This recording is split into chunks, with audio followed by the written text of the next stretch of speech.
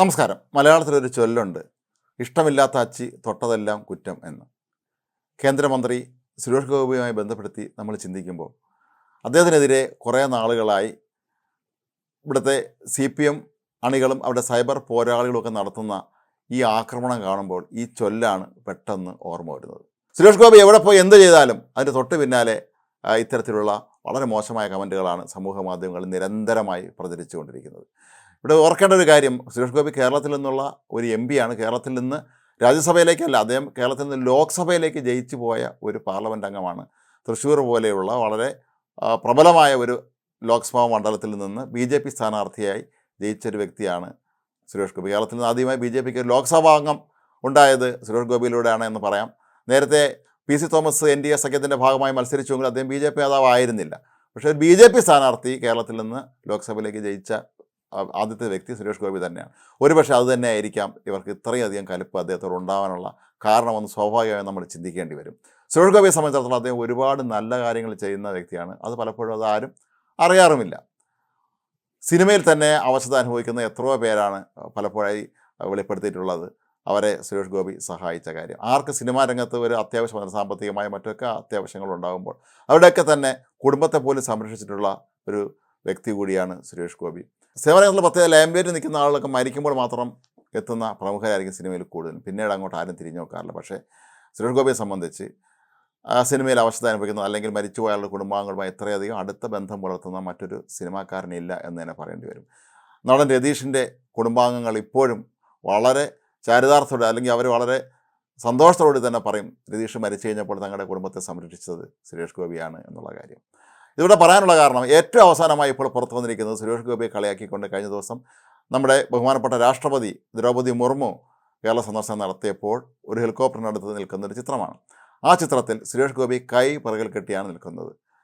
ഒരുപക്ഷെ അദ്ദേഹം വരിവരിയായി നിൽക്കുന്ന നേതാക്കൾക്ക് ഒപ്പമാണ് കാണുന്നത്. നേരത്തെ നമസ്കാരം കൊടുത്തതിന് ശേഷം അദ്ദേഹം കൈ മാറ്റി വെച്ചതായിരിക്കാം.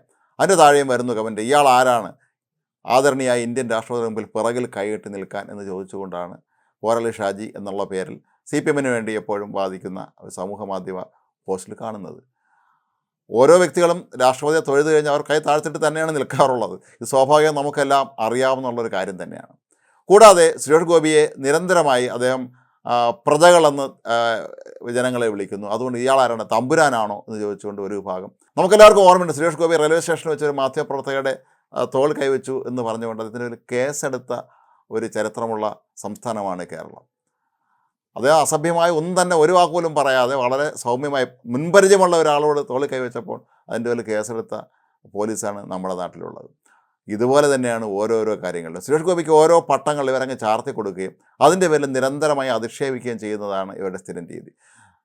സുരേഷ് ഗോപി കലുങ്ക് ചർച്ച ആരംഭിച്ചത് മുതലുള്ള കാര്യങ്ങൾ നമുക്കറിയാം. അദ്ദേഹം ഓരോ സ്ഥലത്തും ചെല്ലുമ്പോൾ അവിടുത്തെ ജനങ്ങളോട് സംവദിക്കുന്ന രീതിയൊക്കെ അദ്ദേഹം പ്രത്യേക രീതിയിൽ പെരുമാറുന്ന ആൾ തന്നെയാണ്, അക്കാര്യത്തിനൊന്നും സംശയമില്ല. തനിക്ക് ഒരു വീട് വേണമെന്ന് ആവശ്യമായി ഒരു വ്യക്തി എത്തുന്നു, അതൊരിക്കലും ഒരു MPക്ക് ചെയ്തു കൊടുക്കാൻ കഴിയുന്ന കാര്യമല്ല. നിങ്ങളിത് സ്ഥലം MLA പോയി പറയൂ എന്ന് പറഞ്ഞു വിട്ടാൽ മതിയായിരുന്നു. അതിന് പകരം അദ്ദേഹം അപേക്ഷ വാങ്ങാൻ വിസമ്മതിച്ചപ്പോൾ പിന്നെ അതിൻ്റെ പേരിലായി പുകിൽ. നമ്മുടെ നാട്ടിലെ പല രാഷ്ട്രീയ നേതാക്കന്മാർ ഇത്തരത്തിൽ നിവേദനം കൊണ്ട് നടപ്പില്ലാത്ത കാര്യമാണെങ്കിൽ ഇപ്പോൾ 2 കൈ നീട്ടി ചിരിച്ച് വാങ്ങിച്ചതിന് ശേഷം എപ്പോൾ ശരിയാക്കി തരാം എന്ന് പറയുന്ന ഒരു രീതിയാണുള്ളത്. പക്ഷേ ഉള്ള കാര്യം തുറന്ന് പറഞ്ഞു എന്നുള്ളതാണ് സുരേഷ് ഗോപിക്ക് അവിടെ അബദ്ധം പറ്റിയത്. ഏതായാലും ആ മനുഷ്യന് വീട് വെച്ച് കൊടുക്കാൻ CPM തയ്യാറായി എന്നുള്ളത് മറ്റൊരു കാര്യം. അതുപോലെ തന്നെയാണ് കരൂർ ബാങ്കിൽ നിക്ഷേപവുമായി ബന്ധപ്പെട്ട് പ്രായമായ സ്ത്രീ അദ്ദേഹത്തെ സമീപിച്ച് സഹായം അഭ്യർത്ഥിച്ചപ്പോഴുണ്ടായത്. അവിടെയൊക്കെ തന്നെ സുരേഷ് ഗോപിയെ നിരന്തരമായി പരിഹസിക്കുകയും കളിയാക്കുകയും അദ്ദേഹം ചെയ്യുന്ന പ്രവൃത്തികളെ, അതുപോലെ അദ്ദേഹം ഭക്ഷണം കഴിക്കുന്ന രീതി അവർ വിമർശിക്കുന്നുണ്ട്.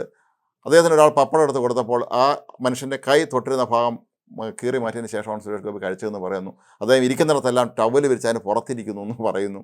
അതുപോലെ ഒരുപാട് കാര്യങ്ങളിൽ കയ്യിലെപ്പോഴും സാനിറ്റൈസർ കൊണ്ട് വൃത്തിയായിക്കൊണ്ടിരിക്കുന്നു പറയുന്നു.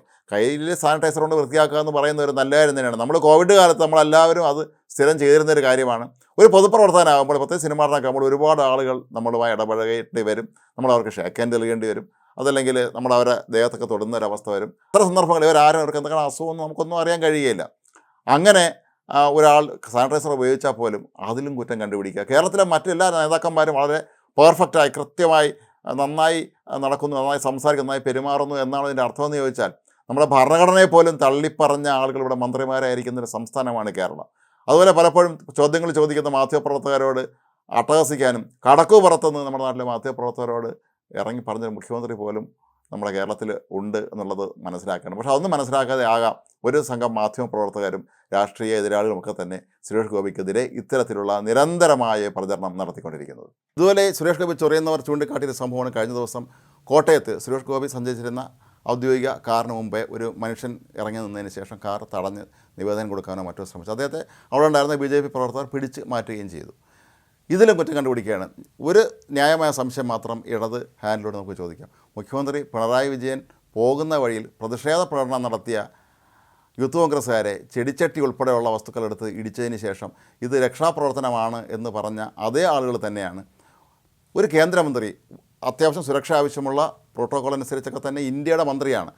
അങ്ങനെ ഒരു വ്യക്തി കാറിൽ പോകുമ്പോൾ ഈ തടയുന്ന വ്യക്തി ആരാണെന്ന് ആർക്കും അറിയില്ല. അങ്ങനെ ഒരാൾ കാറ് തടഞ്ഞ് നിർത്തുമ്പോൾ കേന്ദ്രമന്ത്രി കാറിൽ നിന്ന് ഇറങ്ങി വന്ന് നിങ്ങൾക്ക് എന്താണ് ആവശ്യമെന്ന് ചോദിക്കുകയാണോ വേണ്ടതെന്ന് നമുക്കെല്ലാവർക്കും ചോദിക്കേണ്ട ഒരു കാര്യമാണ്. പക്ഷേ ഇവിടെ അതല്ല സംഭവിക്കുന്നത്. ചെയ്തത് സുരേഷ് ഗോപി ആയിപ്പോയി. സുരേഷ് ഗോപി കാറിൽ നിന്ന് ഇറങ്ങിയില്ല എന്നുള്ളതാണ് അടുത്ത കുറ്റം.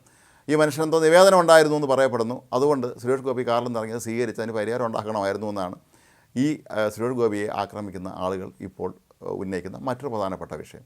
ഏതായാലും ഇതൊക്കെ കേരളത്തിലെ ജനങ്ങൾ കാണുന്നുണ്ട് എന്ന് മാത്രം ഈ സുരേഷ് ഗോപിക്കെതിരെ പോസ്റ്റ് ഇടുന്ന അല്ലെങ്കിൽ സുരേഷ് ഗോപിയെ നിരന്തരം കളിയാക്കുന്ന ആളുകൾ മനസ്സിലാക്കിയാൽ നന്നായിരിക്കും. മാത്രമല്ല സുരേഷ് ഗോപിക്കെതിരെ ഇവർ പലരും ഉയർത്തുന്ന ഒരു ആരോപണം കേരളത്തിനുണ്ട് അദ്ദേഹം വികസന പദ്ധതികൾ പ്രഖ്യാപിക്കുന്നില്ല എന്നുള്ളതാണ്.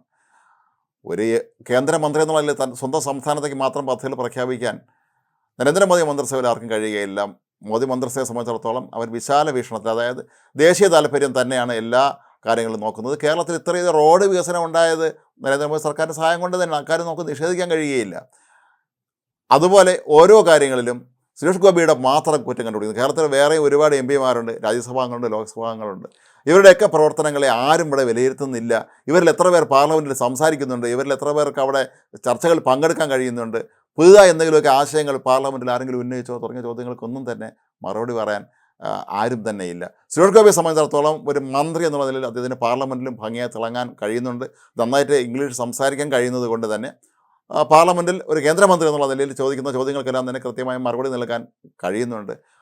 കേരളത്തിലേക്ക് പല പദ്ധതികളും കൊണ്ടുവരാൻ അദ്ദേഹം മുൻകൈ എടുത്ത് ശ്രമിക്കുന്നുണ്ട് എന്നുള്ളത് സത്യമാണ്. പക്ഷേ മന്ത്രിസഭയിൽ അങ്ങോട്ട് ചേരുന്നതിൻ്റെ പിറ്റേന്ന് തന്നെ കേരളത്തിന് വേണ്ടി വികസന പദ്ധതികൾ കൊണ്ടുവരിക, അത് കൊണ്ടുവരുന്നില്ല, അത് താല്പര്യമെടുക്കുന്നില്ല, ഇതൊക്കെ സംസ്ഥാനത്തിൻ്റെ ജോലിയാണ് എന്നാണ് സുരേഷ് ഗോപി പറയുന്നത് എന്നൊക്കെ അടിച്ചേൽപ്പിക്കാൻ ശ്രമിക്കുന്നത് ശരിക്കും ഈ ഇഷ്ടമില്ലാത്ത അച്ചിയെ എന്ത് തൊട്ടാലും അതിൽ കുറ്റം കണ്ടുപിടിക്കുന്ന ആ രീതി തന്നെയാണ് ഇവരെല്ലാവരും തന്നെ പിന്തുടരുന്നത് എന്ന് നമ്മൾ പറയേണ്ടി വരും. അതുപോലെയാണ് തൃശ്ശൂരിൽ അദ്ദേഹം ശ്രദ്ധ കേന്ദ്രീകരിക്കുന്നില്ല എന്നുള്ളൊരു പരാതി സമൂഹ മാധ്യമങ്ങളിലൂടെ പലരും പറഞ്ഞ് പ്രചരിപ്പിക്കുന്നത്. MP-യെ കാണാനില്ല എന്ന് പറഞ്ഞ് ബോർഡ് വയ്ക്കാൻ വരെ കോൺഗ്രസ് നേതാക്കൾ അവിടെ തയ്യാറായിട്ടുണ്ട്. ഒരാൾ കേന്ദ്രമന്ത്രിയായിരിക്കുമ്പോൾ ഇന്ത്യയുടെ മുഴുവൻ കേന്ദ്രമന്ത്രിയാണ്. ആ നിലയിൽ ഒരുപാട് സമയം അദ്ദേഹത്തിന് മറ്റു പല കാര്യങ്ങൾക്കും ചിലവഴിക്കേണ്ടിയൊക്കെ വരും. അങ്ങനെയുള്ള ഒരാൾ സമയം കിട്ടുമ്പോഴെല്ലാം സുരേഷ് ഗോപി തൃശ്ശൂർ മണ്ഡലത്തിൽ എത്താറുള്ളതാണ്. സാധാരണഗതിയിൽ ഇത്തരം ആളുകളൊക്കെ തന്നെ കേന്ദ്രമന്ത്രിയായിരിക്കുന്ന സമയത്ത് അവർക്ക് ആ മണ്ഡലത്തിൽ ഓഫീസ് കാണും. ഓഫീസിലെ സ്റ്റാഫ് കാര്യങ്ങളെല്ലാം തന്നെ കൃത്യമായി ഏകോപിപ്പിക്കുകയും ആവശ്യമായ എല്ലാ കാര്യങ്ങളും ചെയ്യുകയും ചെയ്യുന്നതാണ് പതിവ്. കേരളത്തിൽ നിന്ന് ഒരു കാലഘട്ടത്തിൽ UPA മന്ത്രിസഭയുടെ കാലത്ത് 8 or 9 കേന്ദ്രമന്ത്രിമാരാണ് ഉണ്ടായിരുന്നത്. ഇവരിൽ എത്ര പേർ കേരളത്തിന് വേണ്ടി എന്ത് ചെയ്തു എന്നുള്ളൊരു ചോദ്യം കൂടെ സ്വാഭാവികമായും നമ്മളിവിടെ ചോദിക്കേണ്ടി വരും.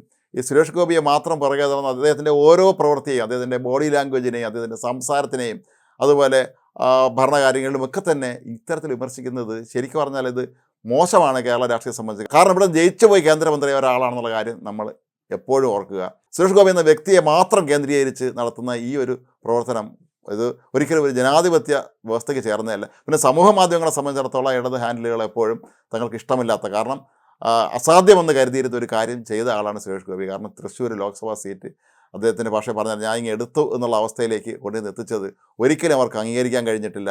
ഇടതുമുന്നണിയെ സംബന്ധിച്ചിടത്തോളം വലിയൊരു തിരിച്ചടി തന്നെയായിരുന്നു തൃശ്ശൂരിലെ സുരേഷ് ഗോപിയുടെ വിജയം എന്നുള്ളതും ഒക്കെ തന്നെ ഇതിന് ആക്കം കൂട്ടിയിരിക്കാനാണ് സാധ്യത. എന്നാൽ സുരേഷ് ഗോപി ഒരു കാര്യത്തിൽ നമ്മൾ സമ്മതിക്കേണ്ടതുണ്ട്. അത് ഇതൊന്നും കണക്കിലെടുക്കാതെ അത് തൻ്റെ പദ്ധതികളുമായി മുന്നോട്ട് പോകുക തന്നെയാണ്. അതുതന്നെയാണ് ഒരു പൊതുപ്രവർത്തനം സംബന്ധിച്ച് ഏറ്റവും പ്രധാനപ്പെട്ട കാര്യവും. അതുപോലെ സുരേഷ് ഗോപി വീണ്ടും സിനിമയിൽ അഭിനയിച്ച സന്ദർഭം വന്നു. അപ്പോഴും പലരും ബോളം തുടങ്ങി, എന്തിനാണ് സിനിമയിൽ അഭിനയിക്കാൻ പോകുന്നത്? അത് അദ്ദേഹത്തിൻ്റെ തൊഴിലാണ്. രാഷ്ട്രീയം ഒരിക്കലും ഒരു ആദായം ഉണ്ടാക്കാൻ അല്ലെങ്കിൽ വരുമാനം ഉണ്ടാക്കാനുള്ള പദ്ധതിയായി സുരേഷ് ഗോപി കണ്ടിരുന്നില്ല എന്നുള്ളത് കൊണ്ട് തന്നെയാണ്. അദ്ദേഹത്തിന് കുടുംബവും ആളുകളും ഒക്കെ ഉള്ളതാണ്. അവരുടെ കാര്യവും സംരക്ഷണമൊക്കെ നോക്കേണ്ടതും ഒരു കുടുംബനാഥൻ എന്നുള്ളതിൽ സുരേഷ് ഗോപിയുടെ ജോലിയാണ്, കടമയാണ്. അതുകൊണ്ട് തന്നെയായിരിക്കും അദ്ദേഹം സിനിമയിൽ അഭിനയിച്ചത്. ഇനിയും ഒരുപക്ഷെ അദ്ദേഹം ഭാവിയിൽ സിനിമയിൽ അഭിനയിക്കാൻ സാധ്യതയുണ്ട്. കേന്ദ്രത്തിൽ വളരെയേറെ അദ്ദേഹം സമ്മർദ്ദം ചെയ്തതിന് ശേഷമാണ് അദ്ദേഹം സിനിമയിൽ അഭിനയിക്കാൻ അനുമതി പോലും കേന്ദ്ര സർക്കാർ നൽകിയത്. എങ്കിൽ പോലും അദ്ദേഹം തൊഴിൽപരമായി നോക്കുമ്പോൾ അദ്ദേഹം ഒരു സിനിമാ നടൻ തന്നെയാണ്. അപ്പോൾ ഇതൊക്കെ ഈ ഒരാളിൽ മാത്രം എല്ലാ കുറ്റങ്ങളും ആരോപിക്കപ്പെടുന്നത് ഇത് എവിടുത്തെ രീതിയാണ് എന്ന് മനസ്സിലാകുന്നില്ല. കേരള രാഷ്ട്രീയത്തിൽ ഇത്രയധികം ഇമ്മാതിരി വേട്ടയാടപ്പെട്ടിട്ടുള്ള മറ്റൊരു രാഷ്ട്രീയ നേതാവ് ഉണ്ടോ എന്ന് തന്നെ. പക്ഷേ എന്നാൽ സുരേഷ് ഗോപിയെ സംബന്ധിച്ചിടത്തോളം അദ്ദേഹത്തിൻ്റെ സ്വസിദ്ധമായ രീതികളുമായി മുന്നോട്ട് പോകുന്നത് തന്നെയാണ് നമ്മൾ കാണുന്നത്.